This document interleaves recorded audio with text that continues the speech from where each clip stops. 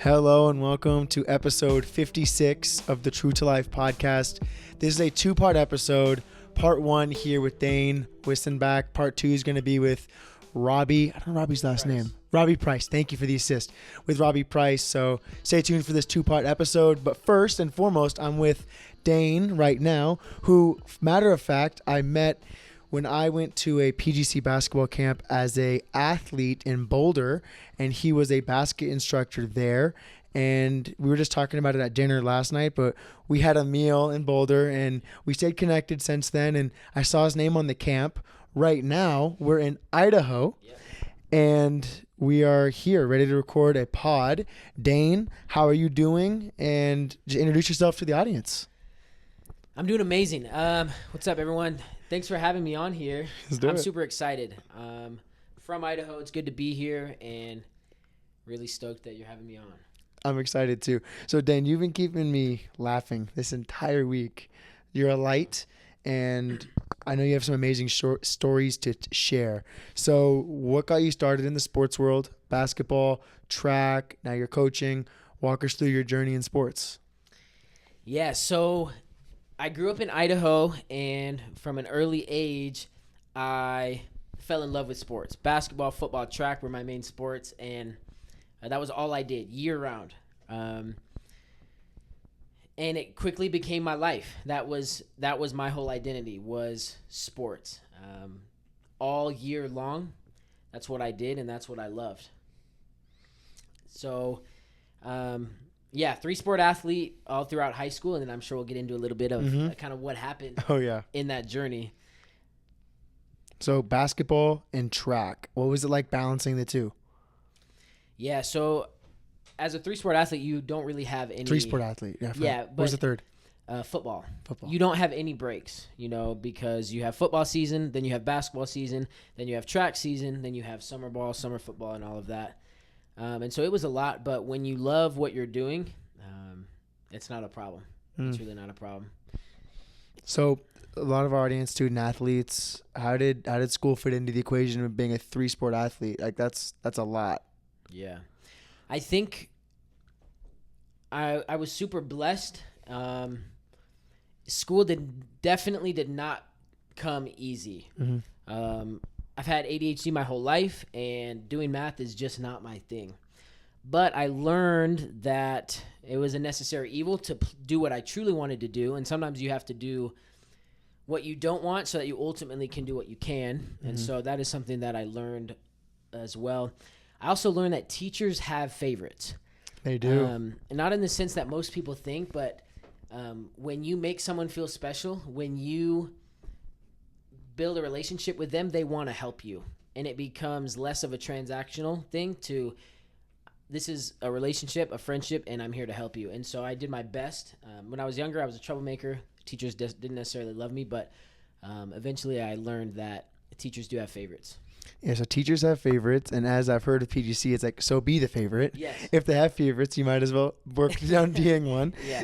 And the other thing you mentioned is like lighting people up, and you never know who it is that you're talking to or who it is that you could make their day. And that's one thing that I picked up hanging around you for this last week is having those small conversations. Make sure you know the waiter or waitress's name. Like all those little conversations, like you just bring a smile to someone's face. And I've started doing that as of like this start of this month. But watching someone, you've been doing this like for how long? Like how long have you been doing this for? I learned it first from PGC. And a lot of habits start at PGC. That was like 2018, 2019. But here's the thing is you don't do it for any gain. You don't do it for any other reason than to be a good person and to pour into someone else. But a natural byproduct of that is when you make someone feel special, they want to go out of their way and do things for you. That may be giving you discounts. That may be going above and beyond. But when you make people feel special, it benefits everybody. I had an instance that happened on my way here. I had a very long travel day, as you know, and I'll be unpacking that at some point. But when I was talking to the person at the baggage claim office at United, saw her name tag, so I addressed her by her name. I think it was Rhonda. And just right away, she smiled. She's like, well, people probably don't address her by her name usually. She's not used to that. Yeah. And asked her how her day was. Before I asked a request about where my bags were or any of that, asked what her name was. Well, I saw it on the bag tag, and just how she was doing. And making that personal connection before anything else, you never know what it leads to. In this case, it led to two $15 meal vouchers towards lunch. So that's an example of, I wasn't doing it for those vouchers that came. I did it because I'm practicing new habits, but it felt good for those to be reinforced. I love that. Yeah. It's just it feels good though. It does. It really does feel good. Partly because you never know what someone is going through. This person could be having the best day of their lives or the worst day of their life. Mm-hmm. And in either case, how cool is it that you can make them smile, right? So I love it. For me, it's like in the grocery store even. Like, how many people do you just see in the grocery store just saying hello? Even when we were walking in here, waving to the family down the hall. Like those little things.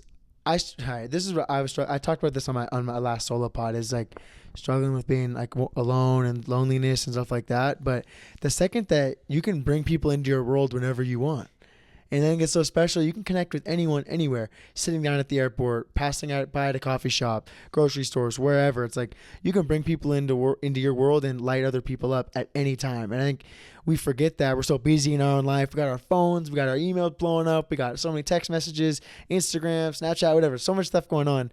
But at the end of the day, we're humans, and human connection is like so important. I think that's one of the main reasons why we connected even back in Boulder, was your ability to connect with others and light people up. Like it's a special gift.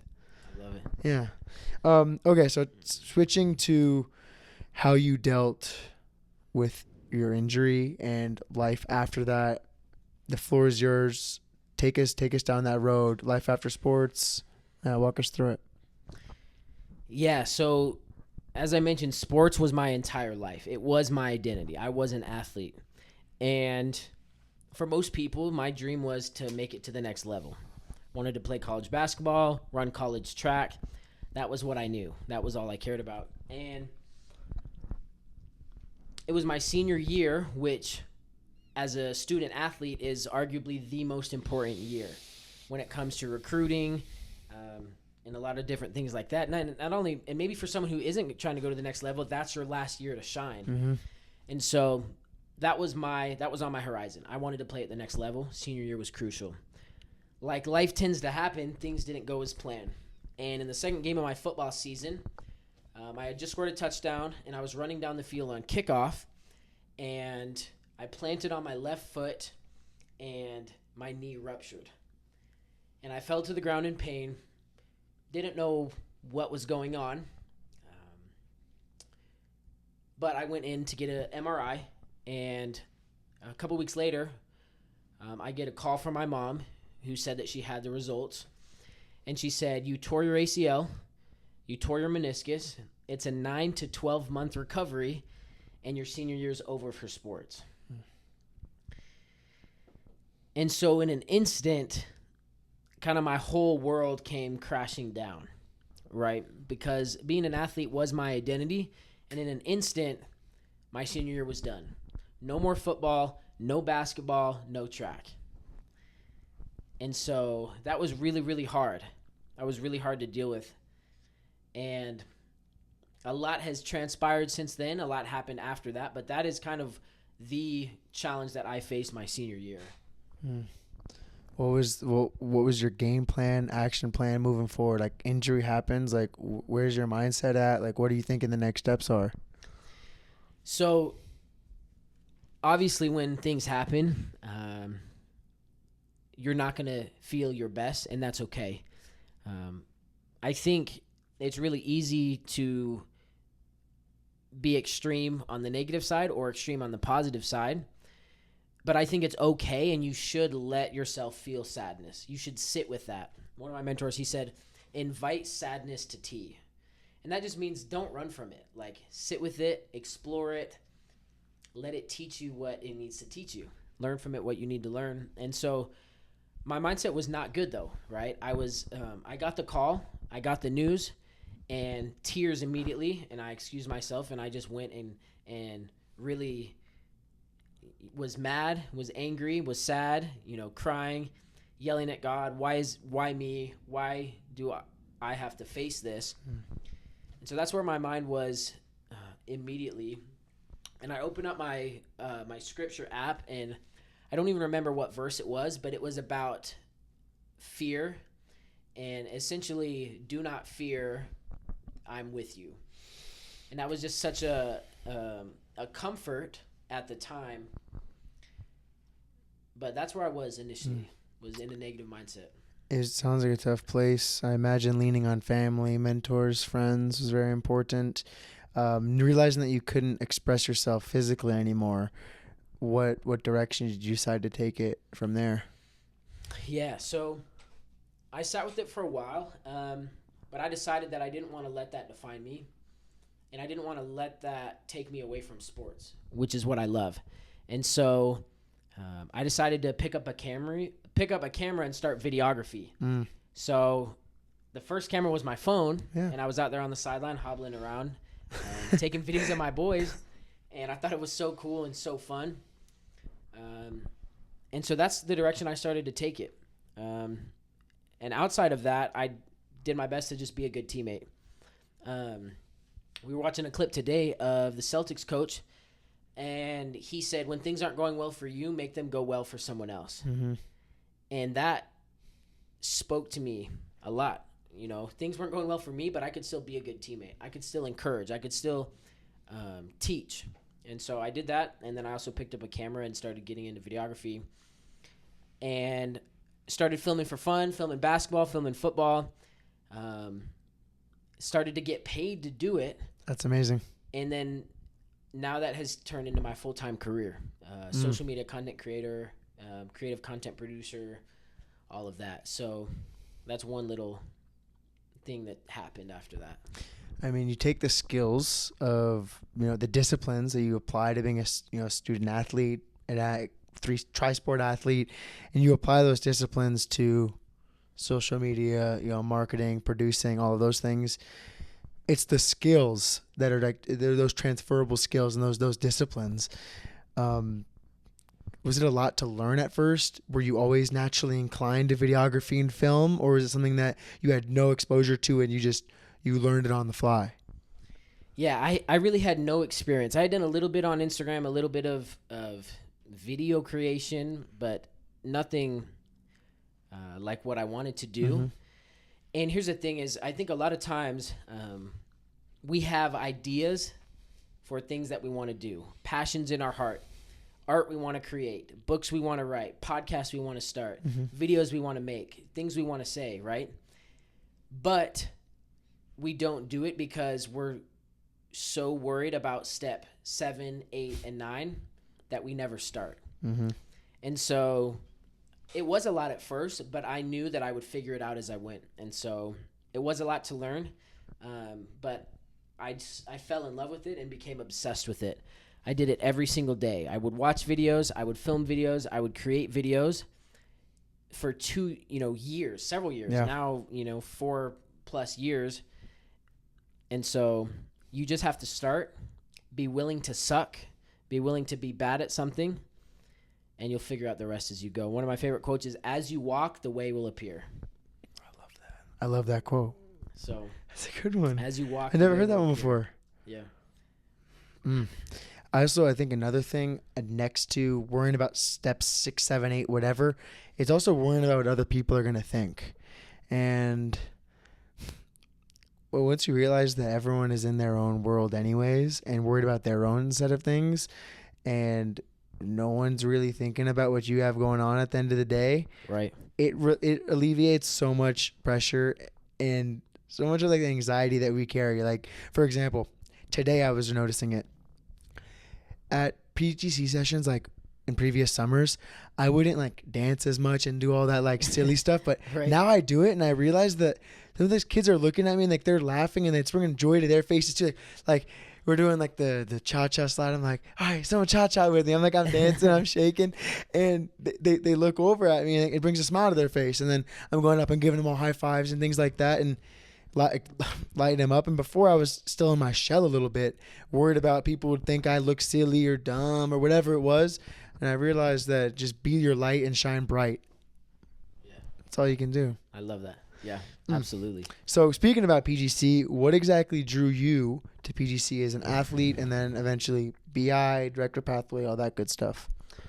Yeah, I think the big thing for me is growing up as a young athlete, I was really hard on myself and I lacked a lot of self-confidence and had very few people who truly, truly believed in me. A lot of amazing family who believed in me. A lot of good friends, but didn't have many people who really spoke life into me and made me feel confident. And so I remember going to PGC for the first time and feeling like someone believed in me. And that lit a fire under me, which is so, so crazy. Is that's all it takes, is for someone to believe in you and give you permission to believe in yourself. So that's kind of the big thing that PGC did for me, was it gave me confidence and permission to be myself and to go after what I want. And then also gave me a ton of tools and skills to navigate challenges. That was a big thing. One of the things for me is, as I mentioned, sports was my identity. About 1 year before I tore my ACL, I was at a PGC session with Chad Sanji, and we did an activity where we analyzed our identity. And for most of us, we were like, I'm an athlete and a brother, and that's it. And he had us consider what our true identity is. And I realized it wasn't just an athlete. I was more than that. I was an athlete. I was a brother. I was a son. You can go spiritual. I was a son of God, right? I'm a friend. I'm a student. And there was about 27 things that I came up with. And so when I tore my ACL, I realized I'm not just an athlete. So you take out athlete, and I'm still all of these things. And so that was a big thing that PGC taught me. But PGC was so game-changing for me that I stayed involved, and I became a basket instructor, right? And now one day would like to be a director because of the impact PGC had on me, and I want to give that back. It's the element of giving back that really excites me. Like you said, people pour into you. It was Robert Miller, the person that I currently rent from and live with. It's mentors oftentimes pour into you knowing that you'll never really be able to pay them back. All they do know is that it creates a domino effect.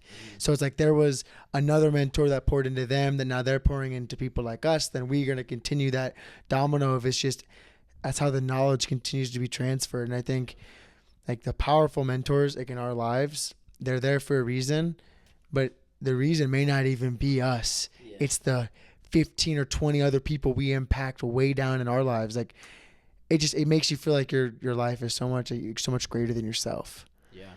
Yeah, you truly have no idea what one act of kindness or believing in one person, speaking life into one person can do. It can do a lot. So I think to the 7th grade boys team that I coached at my Mark Day back home, and they wrote me a really nice thank you letter after the season, which obviously the letters, if anyone knows, that's like the highest level of gratitude.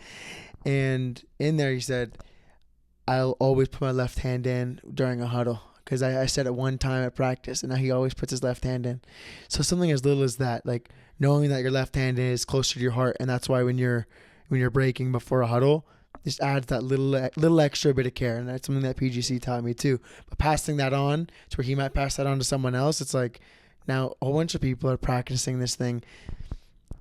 It's that the sharing of knowledge, and I don't know, it's like just a trickle effect. Absolutely. What do you think was you talked about a couple, but if you could pull out one big takeaway from maybe not your time as an athlete, but as a BI and maybe looking more into it, being a director, what do you think has been your biggest learning and like takeaways from that side? One of my biggest takeaways as an athlete and as a basket instructor, I think probably would be the importance of your approach. The SHAPE acronym: Spirit, Communication, Hustle, Approach, Precision, and Enhance. Approach is really what it boils down to. That changed my game and my life. is how you do anything is how you do everything, and how you approach things determines the outcomes that you're going to get. Specifically around attitude, right? And energy. You know, the energy that you give things, the energy that you approach life with is what you're going to get out of it, right? And so when you think of people who, you know, there's oftentimes these really, really positive people who are upbeat and can take challenges, and there's people who are really negative, complaining, you know, they're victims. Mm-hmm. And really what that boils down to is their approach and the beliefs under that. The person who's positive has a belief that this is happening for me, and the person who's negative has a belief that this is happening to me. Mm-hmm. And so that belief is what I took from PGC is everything in life is happening for me. Every negative thing is an opportunity to learn and to grow, right? And so that's probably one of the biggest things I've taken is the importance of how you approach everything, how you approach your schoolwork, how you approach your relationships, how you approach waking up each day. And that approach will change everything. And you can choose that. You get to choose that any given day. If you don't like what you're getting out of life, if you don't like how things are going, you can choose a new approach right now. You can wake up tomorrow and say, you know what? I'm going to look for the good things today. Clean slate every morning. Every single morning. So your approach is everything. Another one to add on to that is changing the framing from I have to do this to I get to. I love it. Yeah. I get to. And when I started doing that, even in my head, it's like, oh, I have to do laundry. I have to cook. I have to shower. It's all these things. Yeah. Have to. But when you add it, that flip to get, it's like grateful. Oh, I get to go and do that because you have the opportunity. You have the means to be able to do whatever it is that you're doing.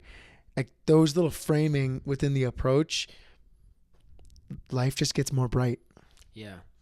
Yeah, and it's about your perspective, right? If you don't mind, I'd love to share a quick story. Please. I had torn my ACL. It was shortly after. It was football season, and I was still kind of in a negative mindset. Mm-hmm.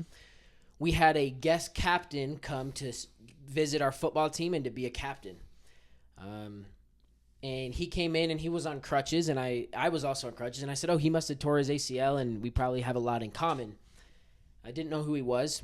He began to speak to us prior to the game, and he shared that he didn't have a knee injury, but he had cancer. Mm.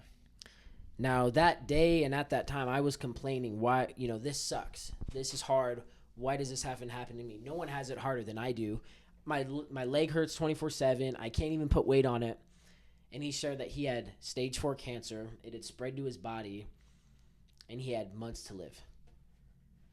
And so in an instant, I realized that I don't have it that bad. Someone out there has it worse than me, right? And that really shifted my perspective. And I think it's so natural to turn inward when adversity happens. Poor me. Why is this happening to me? What does this mean for me? But it's really special if you can turn outward when that happens, right? And so I think your perspective is everything. Someone out there has it worse than you. You are blessed to even be alive every day. I think a second of silence is needed after that, man. That's deep.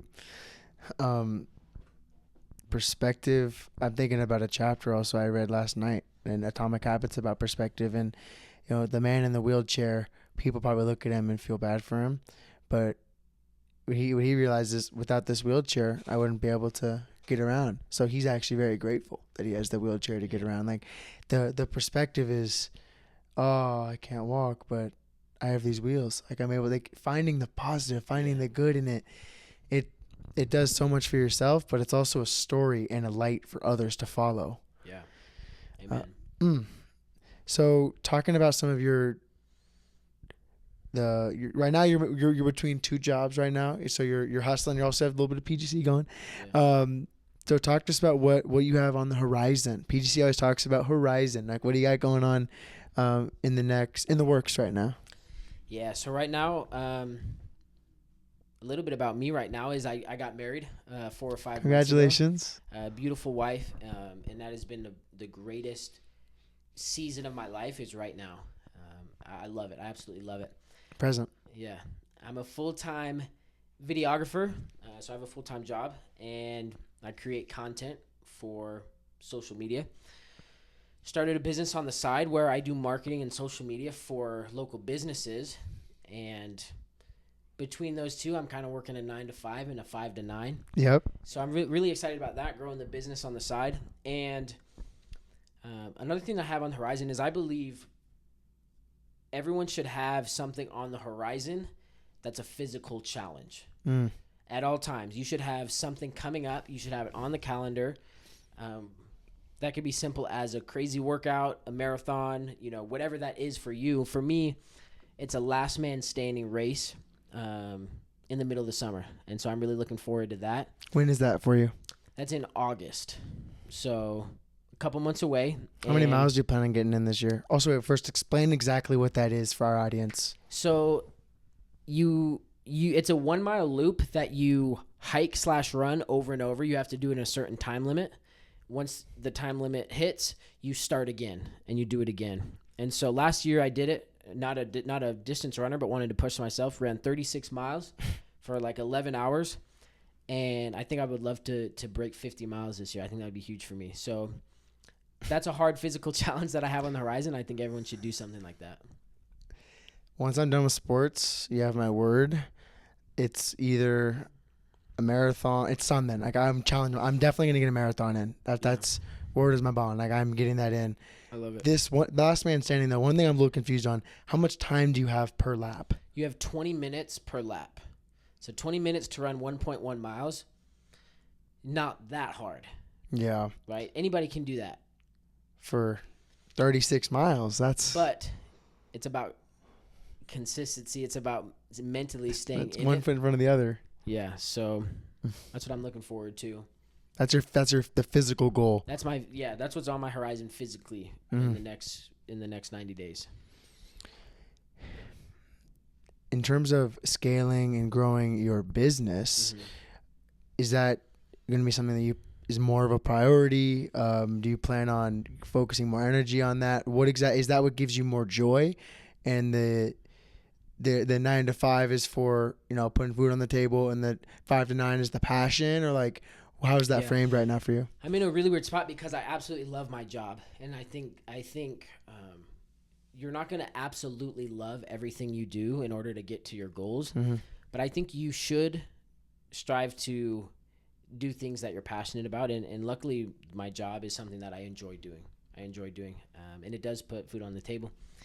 But as an entrepreneur, someone who's very entrepreneurial minded, I feel like when you feel called to do something, you have an obligation to do it. And that's kind of what I feel called to right now, is to grow my business, right? And it's different, and it's scary in a sense, but that is absolutely a goal, is scaling that. I'm excited to see how it works out over the next few years, because you got all the equipment, you have all the tools to be successful. Now it's just time, and how much time you can invest in yourself. Like, what was the quote you dropped like 2 days ago? Like, the 3 best things you can invest in. Yeah, the 3 you should invest in this order. Number 1, yourself, and here's why. I was in Phoenix, talking to a multi-millionaire. 3 multis, at least. and I asked him, what should I invest in? Bitcoin, real estate, or the stock market? And he said none of them. He said you should invest in you, because you have unlimited potential, and the more you invest in yourself, the more opportunities you're gonna get, and the more money you can make. And so you should invest in yourself first, your business second, and then in actual assets third. So and what that looks like is investing in yourself is buying books, investing in courses. There's a lot of different ways, but invest in yourself. Books, courses, mentorship, seminars, things that you know that you'll get some valuable information from, or meet people that have the answers to your questions. Amen. Yep. So transitioning now to the rapid fire / wrap up section, but I'm also going to just call it the gold nugget section, because I feel like we have some knowledge that you're about to drop, because you kind of hinted a little bit earlier. So favorite quote? Okay. I've got 2. Drop 'em. One is fortune favors the bold. Fortune favors the bold. Fortune doesn't favor those who are timid. It doesn't favor those who sit back and watch. It favors people who go out and do. Put themselves out Put there. themselves out there, and that can be scary, right? But fortune favors the bold. The second one, I'd like to take a more spiritual direction. Please. This quote, my faith is everything to me, and my relationship with Jesus Christ. And this quote is powerful. Men and women who turn their lives over to God will discover that he can make a lot more out of their lives than they can. He will deepen their joys, expand their vision, quicken their minds, lift their spirits, multiply their blessings, increase their opportunities, comfort their souls, raise up friends, and pour out peace.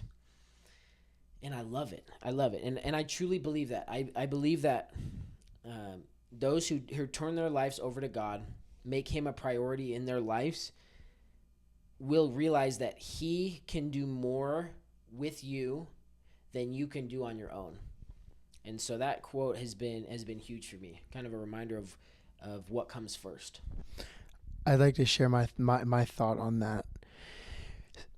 So for people out there that may not be quote unquote religious, or God might not be their person, whatever it is, I think the takeaway for that side is the line about like surrendering yourself to whatever it may be, something else. It can be the universe, it can be the sky. I don't care what it is, but I believe that there's more. So by surrendering yourself, you open yourself up for all of these other things, and it's only after you do that your eyes are really open to all the other blessings that our universe has to offer.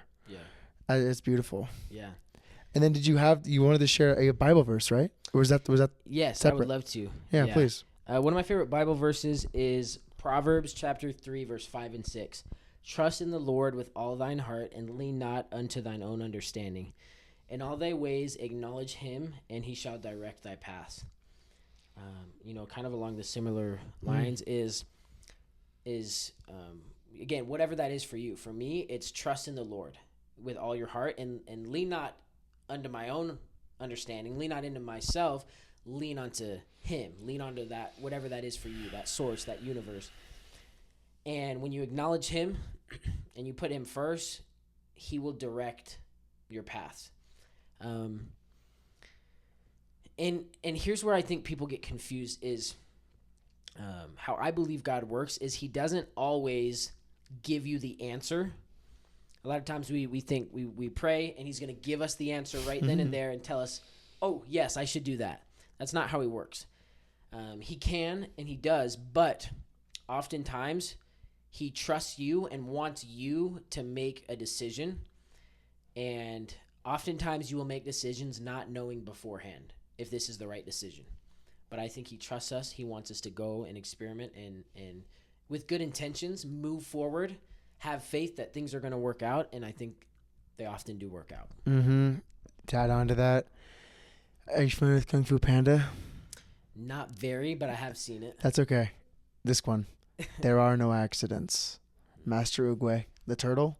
I love it. He's like the guy in the movie. There are no accidents, and I think that comes to mind here. That once you've surrendered yourself to the process, to the higher being, that everything's gonna happen for a reason, and there are no accidents in this world. Like, you are where you are for a reason. We just talked about it earlier before we started recording. It was whatever you say in this present moment, it's not an accident. It's meant to be. All the stories you've shared, meant to be. All right. Your most underrated lesson from sports. I think it's underrated because it applies to everyone. The lesson is this, and I'll summarize it with a equation. E plus R equals O. And what that means is that event plus response equals outcome. So a lot of times we think the events that happen in our lives determine our outcomes, but it's not true. It's about how you respond, because things are going to happen, good or bad, whether you want them or not. But what determines is how you choose to respond to that. Okay, now what? This is real. This is happening. Now what am I going to do? Right? And that applies to life. That applies to sports. And I think that used to be my wallpaper. E plus R equals O, just as that reminder. And so for anyone listening who may be going through something, okay, cool. You're going through some things. Now what? How are you going to respond? How are you going to show up? How are you going to bounce back? You know, you unintentionally just answered the last question, which was advice for any athletes that are dealing with setbacks. So I feel like partly you just answered it, but if you had any other thoughts or any closing ideas on that. Not on that, but I've got two more concepts that I'd love to put out. Drop it. The first being, what you focus on is what you're going to attract. And so this could apply to someone who's going through something, an athlete who's struggling. What you focus on, you're going to attract. If you focus on what's going wrong, if you focus on why sports, life, whatever, is unfair, you're going to find more reasons to believe that. A red car theory. Yeah. But on the flip side, when you focus on what you're grateful for, you focus on what is going well, you focus on the good things that are happening in your life, you're going to recognize and find more of those things. Multiplier. And I believe that full-heartedly. The second being, I touched on it earlier, is I think everyone has things that light them up, things that they feel called to explore or to start. Maybe that's to pick up an instrument. Maybe that's to go to a certain school. Maybe that's to not go to school. Maybe that's to start a podcast, to start a book, to start sharing your art with the world. Going to the trades. Yeah. Whatever you feel called to do and to share with the world, by you not sharing that, you're robbing the world of what God put you here to share. And so I think if you feel called to start something or to share something or to start sharing your story on social media, whatever that is, it's selfish to not do it.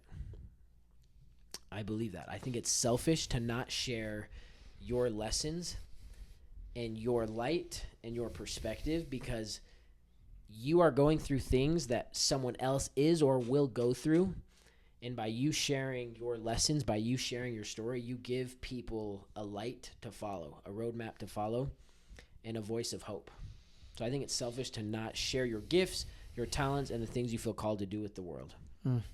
I would say to add on to that, for me, it's like, I think of it as the power of one. If I had a YouTube channel where I did like basketball content for a long time in high school, and even with this podcast, like it's always been, if there's one person out there listening, just one, it's all worth it. I love it. And the power, it's momentous. If one sentence from this episode hits one person's ears, it was all worth it. All the hours I put in behind the scenes, worth it. If it hits one person, and it can be any time over the next few years, whatever it is, if it can connect with one person, then this was all worth it. So I love it. Do you have any other final little quotes or little gold nuggets you want to share? I feel like now's the time. Or any shout outs for anyone? We'll be sharing this all over the place. Do you have any shout outs? Any thank yous? I have a million beautiful people in my life who I deserve to give credit to. A lot of that is PGC, a lot of the directors, Sam Allen, Chad Sanji, Tyler Croston, Rob Cross, like so many people that have poured into me, my wife, and I think it's important to be grateful to those people.